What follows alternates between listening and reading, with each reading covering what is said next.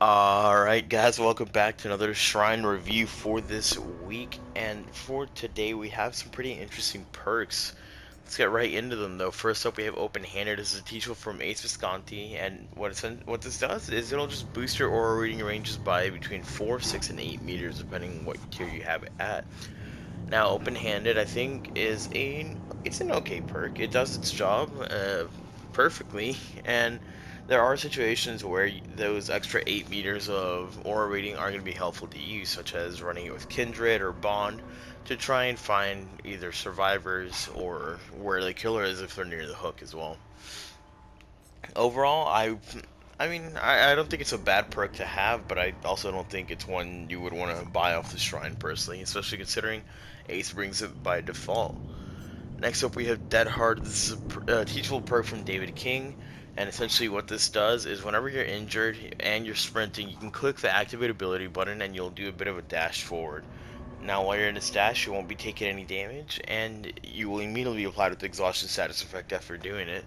And essentially what you can do with this is you can try and bait a hit, or you can try and extend a loop, and in my opinion extending a loop makes this one of the best perks in the game for sure. You can basically just play really greedy while you're looping, and you'll have Dead Hard there to back you up. You can go for an extra one, maybe even two loops, using Dead Hard, trying to make some distance while you are in the middle of running between tile to tile, essentially. Overall, I think this is definitely a perk worth buying if you don't want to put the points into David. But David, of course, is one of the free survivors, and he does come with We're Gonna Live Forever. So I would absolutely suggest getting him to level 40 at least, so you can get all your teachables for the character.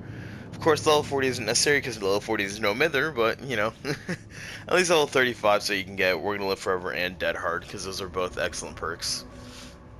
Now going into our killer add-ons or killer perks, we have Agitation. This is a teachable from the Trapper, where whenever you're carrying somebody on your shoulder, you'll move between 6, 12, and 18% faster.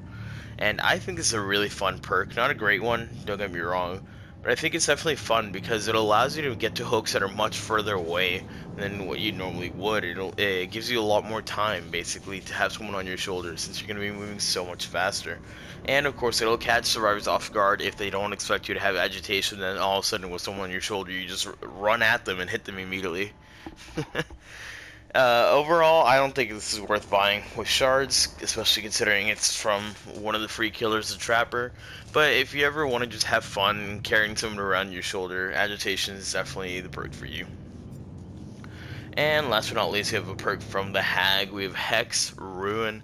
This is a Hex totem where as long as it's up, it'll make generators regress immediately the moment the survivors get off them between 100% normal regression speed, 150, and 200%, meaning it'll either regress at the regular speed, at 1.5 times the normal speed, and 2 times normal speed.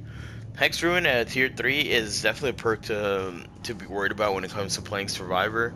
It's something that'll punish you really harshly for not just committing to finishing a generator, and I think this perk's really good on killers with high mobility or just in general high map pressure.